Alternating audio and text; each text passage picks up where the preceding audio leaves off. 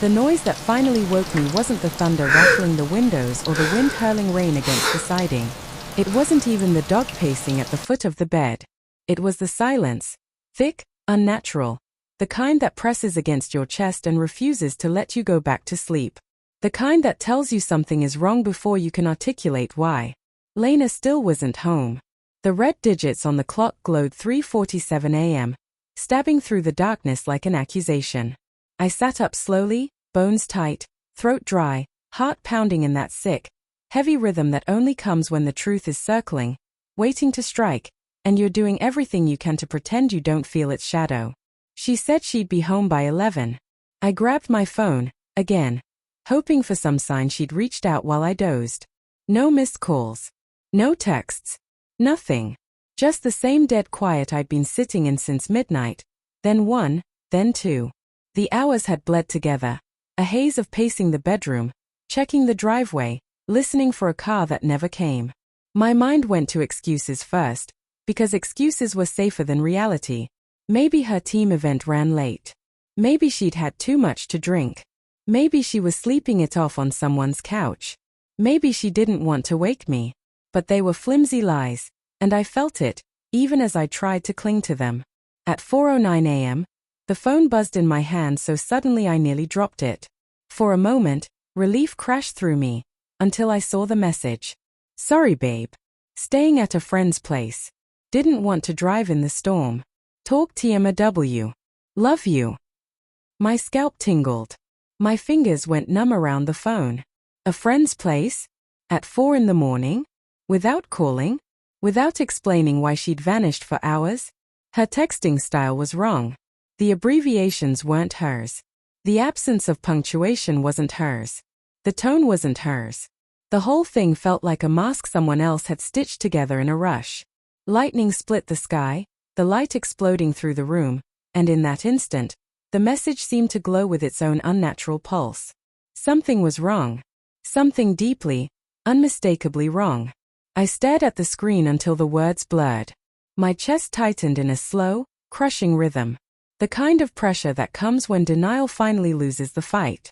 I didn't sleep after that. I just sat in the living room, waiting, listening, every minute stretching longer than the last.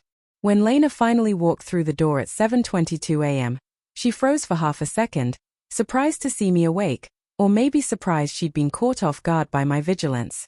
She looked exhausted, but not hungover, and not like someone who'd been at a friend's place. Her blouse was rumpled, the top button undone in a way it hadn't been when she left the house. There was a faint, unfamiliar scent on her. Subtle, woody, definitely not her perfume and not mine. She tried to play it off casually. Hey, you're up early. You didn't come home. I texted you. At 4 in the morning. I didn't realize it was that late. Her voice wavered, just a twitch, but enough. We were drinking, talking. It got late. You don't smell like alcohol. Her eyes flicked away with a small, sharp motion. A tell. A warning shot. The kind of reaction you don't notice when you trust someone, but which becomes glaring when you don't. I showered at Mia's, she said quickly. Too quickly. You didn't call. I didn't want to wake you. You were awake when you texted. Silence expanded between us like a crack spreading across glass. She swallowed, her jaw tightening for a moment. Mark, can we do this later? I'm exhausted. Where were you? I asked, quieter this time. I told you. You told me a story. I'm asking for the truth. She flinched. A barely there wince that told me she'd expected anger but not calmness. Calmness was its own kind of threat. She tried walking past me, heading toward the hallway, but my voice stopped her. Lena. She turned slowly. For the first time, she avoided eye contact, not the drifting avoidance of someone annoyed or tired, but the controlled, selective avoidance of someone calculating. Her voice came out thin. I just want to sleep. Then sleep, I said. We'll talk later. She narrowed her eyes slightly, uncertain, like she heard something underneath my tone that she couldn't quite place. But she nodded and slipped into the bathroom. A moment later, Water rushed through the pipes as she turned on the shower. The second the door shut, something inside me snapped into focus. This wasn't confusion. Wasn't insecurity. Wasn't paranoia. It was clarity. A cold, biting clarity that cut through every rationalization I'd clung to for months. I waited a minute, then walked into the kitchen, every step heavy and deliberate. The steam from the bathroom drifted faintly into the hallway. I pressed my palms against the cool countertop and inhaled. So many red flags I'd ignored. Her phone, suddenly locked. Her screen always angled away. Late nights that didn't show up on her work calendar. New clothes that didn't fit her usual style. Sudden bursts of secretive happiness. Random irritability toward harmless questions. And the scent, one I'd pretended not to smell more times than I could count. One lie becomes two. Two become a habit. A habit becomes distance. Distance becomes betrayal. I had been watching the distance grow without admitting what it meant. When the shower clicked off, I moved closer to the bedroom. Quiet. Controlled. I waited for the soft thud of her feet on the carpet, the rustle of a towel, the small exhale she always made when she was exhausted.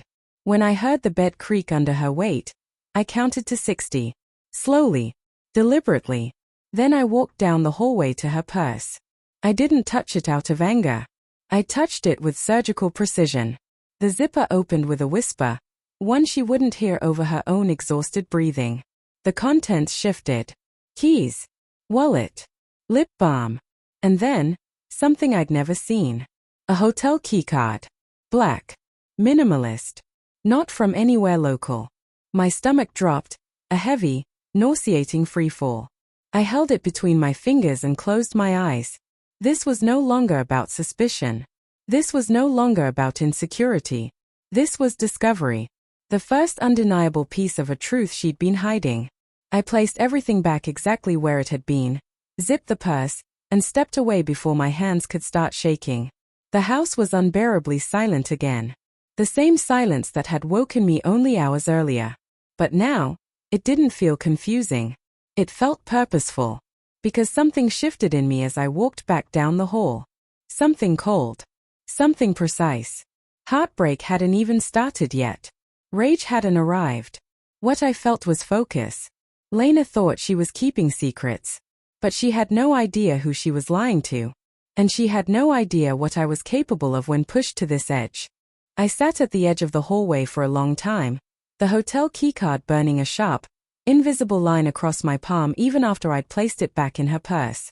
My mind raced, not chaotically, but with a frightening, deliberate rhythm. Every thought was a gear clicking into place.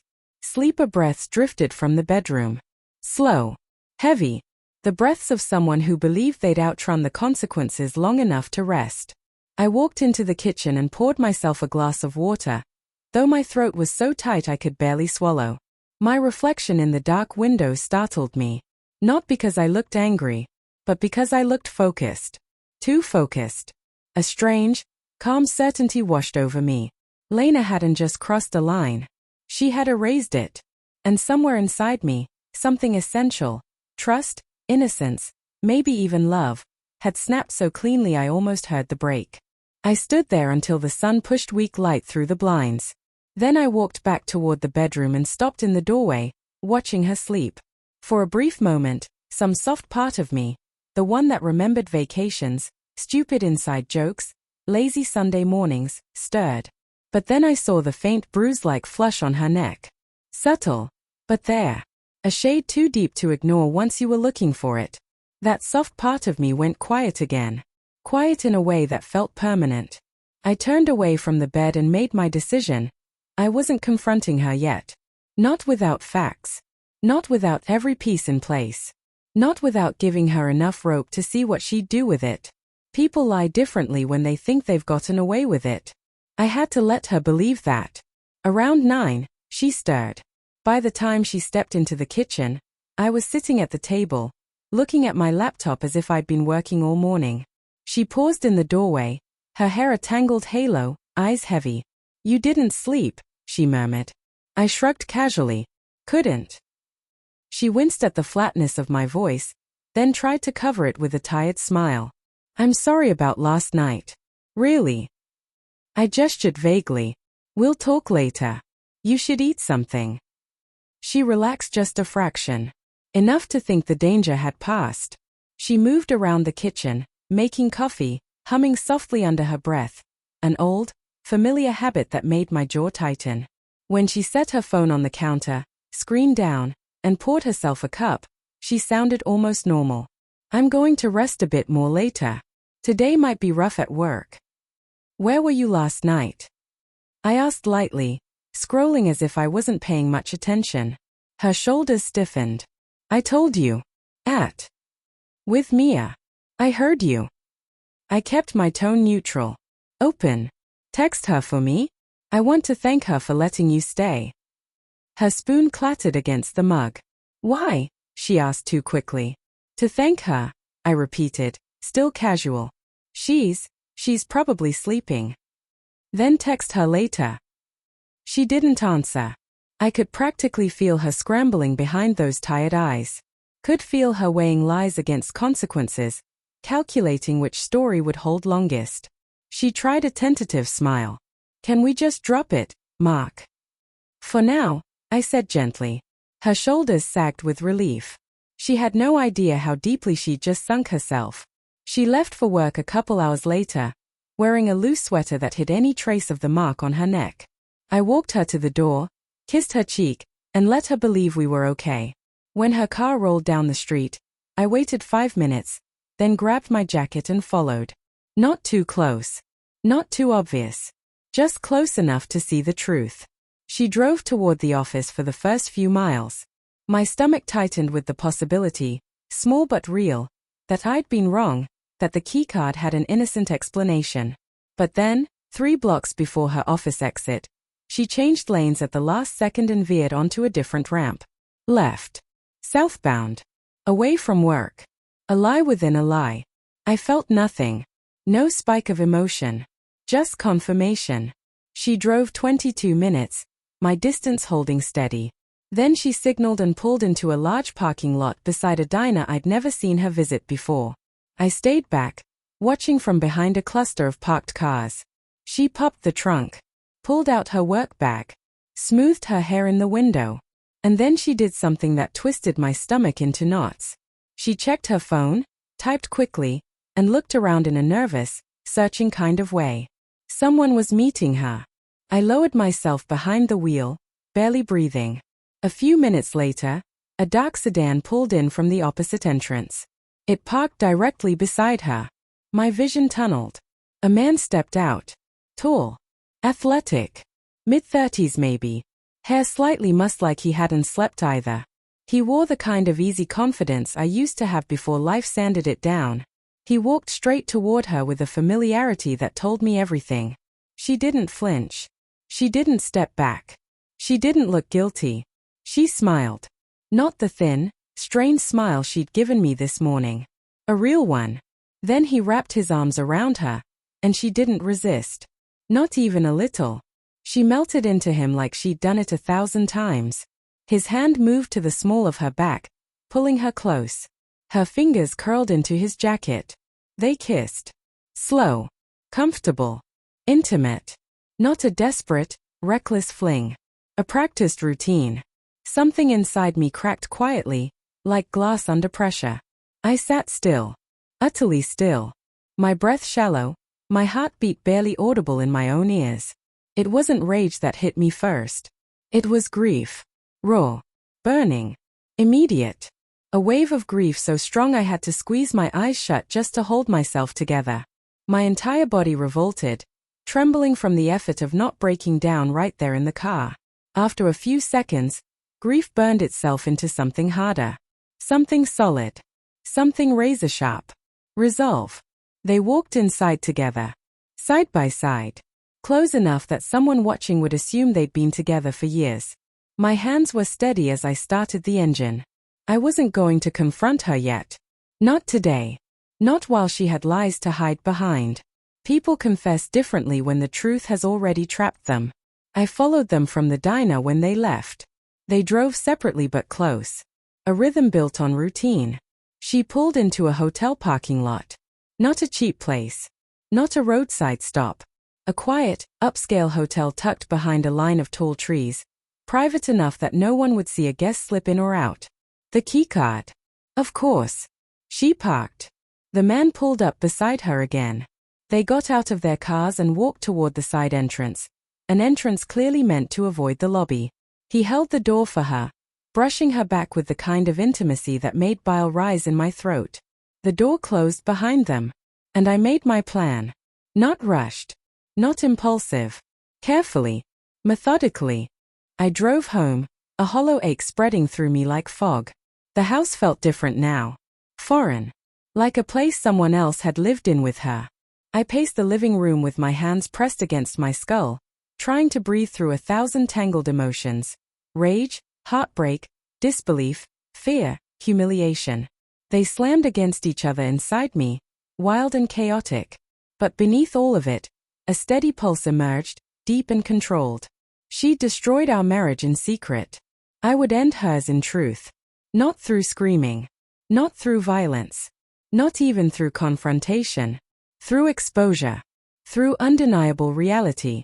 A revenge delivered not out of fury, but out of clarity. The kind that leaves no room for doubt. Because while she was betraying me in hotel rooms and parking lots, I was becoming someone else entirely. Someone observant. Patient. Cold. Someone who could look at the woman he loved and recognize a stranger. Someone who would not be fooled again. I sat alone in the quiet house for almost an hour, listening to the slow tick of the clock on the wall. My hands lay flat on the table. Perfectly still. Everything inside me had settled into a chilling calm, the kind that comes right before a storm breaks. Not the kind outside, the kind in people. Lena had built a second life while sleeping beside me. A life with a man whose touch she leaned into, whose presence she chose over mine. I could still see the image of them walking into that hotel side entrance, bodies aligned, familiar, comfortable. And with that image came the question that had been hiding in the back of my mind for months. When did I lose her? Before I could trace the answer, something occurred to me, something obvious and dangerous. I still didn't know his name, but she did. And she'd saved it somewhere. Her phone. It wasn't in her purse when she got home. It had been in her pocket. But this morning, when she was grabbing her keys, she'd left it face down on the kitchen counter for a few seconds before slipping it into her coat. A few seconds was all I needed. I walked to the kitchen, opened her laptop, and hovered over the keyboard.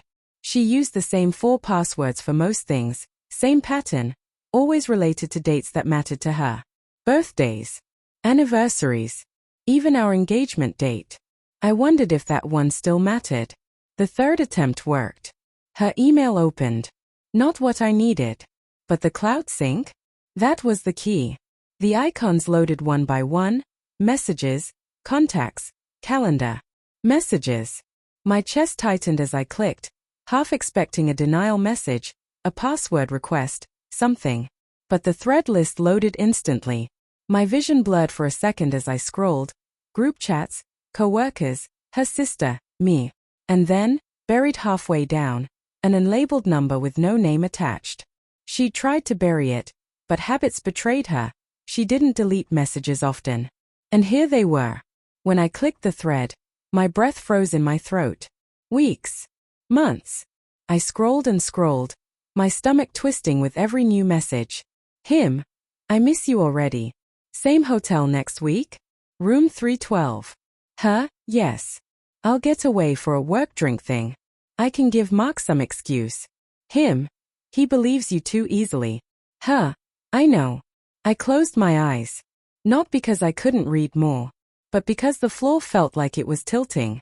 I opened them again and kept scrolling. Photos.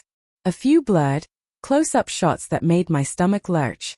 Words that twisted knives in places I didn't know still felt anything. I forced myself to read enough to understand the pattern. They met twice a week. Sometimes during her long days. Sometimes during team outings. And once, my hands shook, I recognized a date. Our wedding anniversary. The night she had too much work to go out. She had been with him. That was when something inside me clicked so sharply I almost heard it. Revenge didn't have to be loud. It could be surgical. Precise. Irrefutable. I selected the entire message thread and dragged it into a folder on my desktop. Then I opened her cloud drive. Inside, a photo album she probably thought was private. The icon had a small lock next to it, but it wasn't a password lock. It was just hidden. The album's name was a single letter. Ah. When I opened it, the first image nearly buckled my knees. Her. In the hotel mirror. Wearing nothing but a sheet. Smiling in a way she hadn't smiled at me in a long time. The timestamp stabbed into me. I put all of it, the messages, the photos, the timestamps, into a hidden folder on a flash drive. Evidence. Not for the police. Not for court. For truth. For later. By the time I heard the door open again hours later, I was sitting on the couch staring blankly at the TV. Lena walked in, her face flushed from the cold, moving carefully, as if unsure of what version of me she'd find. She hesitated near the entryway. Hey. I didn't look away from the screen. Hey. You okay? Sure. The neutrality in my voice seemed to unsettle her more than anger would have. She set down her keys, studying me, trying to read something in my posture. Mark, about this morning. Can we talk? Of course. When? Now's fine. That startled her. She bit her lip and walked closer. I love you, she began softly, and I don't want us to fight. Okay. I mean it, she said, voice cracking slightly. This week has been so stressful, and last night just got out of hand. I made a stupid choice not to drive home. I should have told you sooner. I nodded slowly. You should have. She swallowed. I don't want anything to come between us. The lie slid out of her mouth so smoothly she almost seemed to believe it. She reached out to touch my hand. I didn't pull away, but I didn't respond either. She faltered, withdrawing slightly. You're angry, she whispered. No, I said calmly. I'm observing. What does that mean? It means I'm watching what you choose to lie about next. Her breath hitched. Why would I lie to you? Because you already have. She froze. Silence stretched between us, thick and trembling. Her eyes darted, caught between offense and panic. Mark, what exactly are you saying? Tell me where you were last night. Her lips parted, then closed slowly. She inhaled sharply. I told you. Mia was at a 3-day nursing conference in Oregon. Her skin drained of color. Barely a flicker, but enough. You didn't know I knew that, I said gently.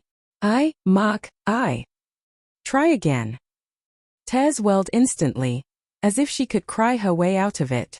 Please don't do this. I'm giving you one chance, I said, still calm. Heartbreak coiled so tightly around my ribs I could hardly breathe. Tell me the truth. She shook her head in tiny, frantic movements. I don't know what you think you saw. The hotel was a nice touch. She froze mid-breath. Everything inside her went still. The tears stopped. The panic drained from her face. And a new expression emerged, strange, unfamiliar. Resignation. Her voice came out small, strangled, honest for the first time in months. How much do you know? A quiet, steady pain spread through me. Enough. A tear spilled down her cheek. I'm so sorry. What's his name? I asked. She covered her face with both hands. Mark, please. I waited. Silent. When she lowered her hands, her voice came out a whisper. Ryan. I nodded once. A name to the face. A name to the betrayal. She sank onto the couch beside me, shaking. It wasn't supposed to happen. It was an accident at first. A mistake. Mistakes don't last months. He made me feel, she stopped herself. Alive. Desired. Important. Something I apparently didn't make her feel anymore. The words she didn't say were sharper than the ones she did. I let out a slow breath. You could have told me. Would you have stayed? No. She broke completely at that, sobs tearing through her, shaking her whole body. I stared forward at the blank TV screen, my chest burning with something that wasn't love or hate, but the aftermath of both colliding. When her sobs finally quieted, she whispered, "What? What happens now?" I stood and walked to the drawer in the hallway. Her phone lay charging on the console table. I picked it up gently, not breaking eye contact. "You're going to pack a bag," I said softly. "You're going to go to your sister's. Mark. And tomorrow morning, I'll email you something. It'll have everything I collected today. Messages, photos, timestamps, all of it." She looked like she couldn't breathe. "Why would you send me that?" "So you can see exactly what I saw," I said. "So you never get to rewrite this story in your head." Her lips trembled. And then we'll talk about lawyers." She let out a sound somewhere between a whimper and a gasp. I didn't yell. I didn't throw things. I didn't insult her. I just stood there holding her phone, the evidence already saved, the truth already carved into both of us. She packed slowly, crying the whole time. I didn't help. I didn't stop her. I didn't say anything at all. When she stood at the doorway with her bag, shoulders small and trembling, she whispered, "I did love you." "I know," I said quietly. "Just not enough." She opened her mouth to speak, but no sound came out. She stepped outside, and the cold air swallowed her. I watched her walk to her car, watched her pull away without looking back. When the house fell silent again, the weight of everything crashed down on me at once. I sank onto the couch, my hands covering my face, and let myself break for the first time all day. Not because I wanted revenge anymore, but because revenge had never been the point. Truth was. And now that I had it, now that every lie was exposed and every secret pulled into the light, what remained was nothing like victory. Just the echo of a life I thought I had, fading into a silence I finally understood.